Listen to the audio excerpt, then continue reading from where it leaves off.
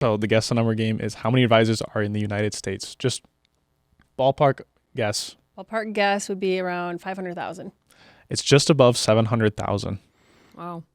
It's like 700. Yeah. Wow. That was from the Investment Advisor Industry Snapshot of 2023, which is put out by the Investment Advisor Association.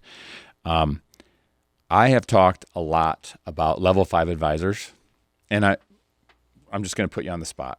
Okay. When I'm in a seminar and I say level 5 advisor, I remember people ask, like, how do you find out? What's a level 5 advisor? And I say, it's not really a thing, is it? No, it's not really a thing. It's more the service that you get with that person.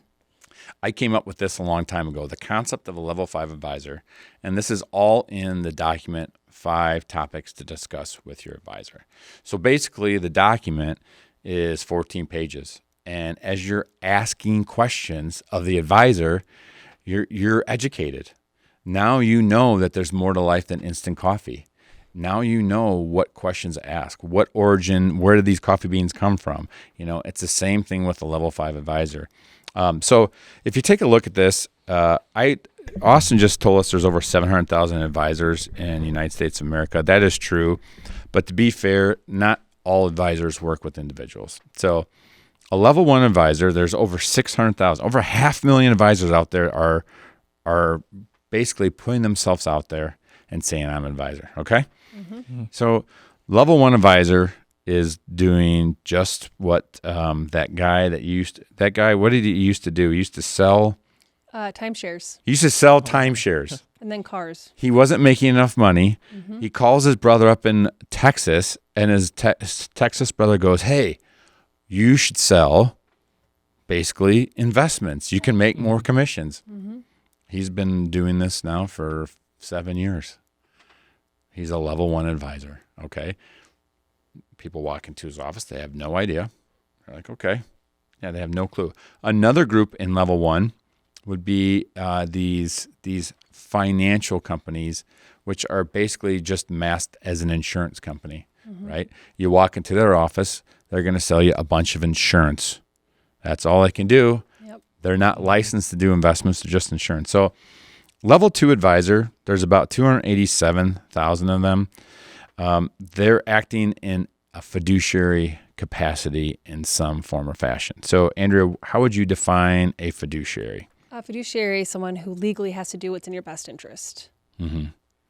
And that definition, when I tell people what a fiduciary is, that they have to do by law what's best for you. One thing they're not doing then is charging you commissions. One thing they have to do is keep track of your personal situation. How are you doing? Did you get sick? Did you win the lottery?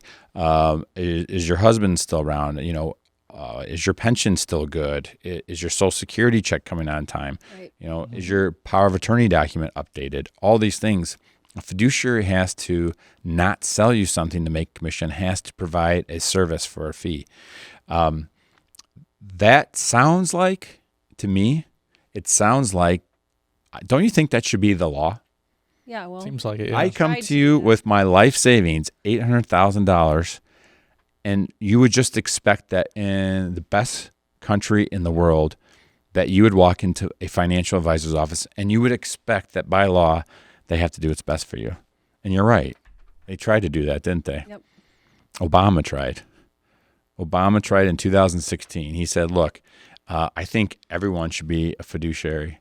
And it never came to fruition. So you, as a retiree, soon to be retired, a person who has saved up a lot of money, it is on you to figure out who is a fiduciary. And I say in that document, that 5 to Ask document, I say if there's only one question in the world that you can ask an advisor, it is the fiduciary question. Yeah. But the thing about it is, just because an advisor says they're fiduciary doesn't mean they're 100% fiduciary. So one of the questions in that document is, okay, you say you're a fiduciary. Well, of all the assets you manage, how much are actually managed in a fiduciary fashion? I remember I went to lunch 12 years ago with an advisor, and it was in a town down the road, and you know who I'm talking about. And we had lunch. And I was just asking him, just some basic questions like, how do you do your business? And like, if somebody asked me, how do we run our business? I think, how would you say, if somebody came up to you and said, how do we run Sear Financial? What would you say? Well, we try to do what's in everyone's best interest. I would say we've got the AIM retirement system, and that's what we do. And then I would start talking about how awesome the AIM retirement system is. So I'm asking him the question, like, I'm thinking, well, what do you do for your clients? You know what his answer was? It had nothing to do with his clients. His answer was, as we were eating a strawberry chicken salad, he goes, well, what I do is I put half of the investments in a fiduciary account so I can get this, and I put the other half in a commission account so I can get a big chunk up front. Well, first of all, that's not being a fiduciary, right? No. It's like saying I don't drink alcohol, but I drink alcohol Friday, Saturday, and Sunday. Either you do or you don't, Right. okay?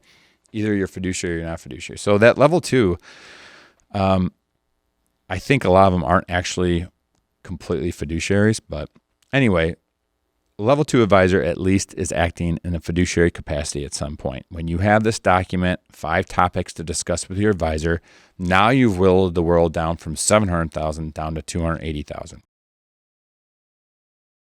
Hey everyone, if you liked the video you just saw, give us a thumbs up. Our goal to reach 1 million subscribers can only be done with your help. Subscribe to our YouTube channel. Stay on top of the content. Your support means the world to us. Thank you for watching.